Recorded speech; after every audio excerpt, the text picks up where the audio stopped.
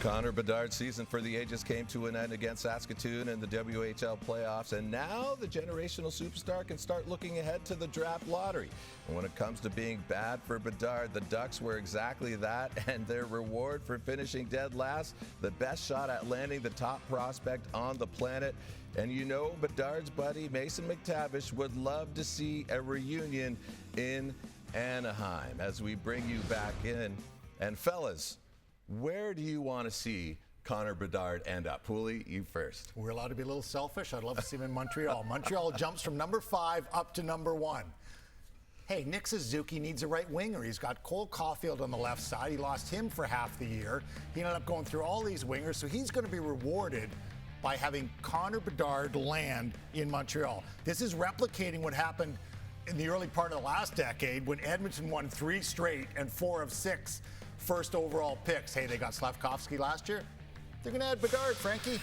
I like it, Pooley, and I know I said earlier in the show that we're probably not supposed to agree with each other, but I do agree with you for a multitude of reasons. How about coaching? You're going to get a chance to play for Marty St. Louis. We saw what he did with Nick Suzuki, with Cole Caulfield, with a lot of those young players. I would love for him to have the chance to play for a guy like Marty. And stability within an organization means something. I was on the Leafs when they got Austin Matthews, and at the time, people thought it's a really bad team. But what people forgot was there was JVR, there was Bozak, there was Kadri, there was Morgan Riley. There were good players on that team that helped a young player find his way in that league, and that's going to be important for Connor Bedard. And that's one of the differences between a team like Chicago. There's no one in Chicago that's going to help him. And as far as Columbus goes, there's some players there, and Werenski and Jenner and Johnny Gaudreau, but we just don't see enough of Columbus. I want to see him go head-to-head with Austin Matthews. Totally selfish. And Brian Mudryk actually paid me $1,000 to say that today.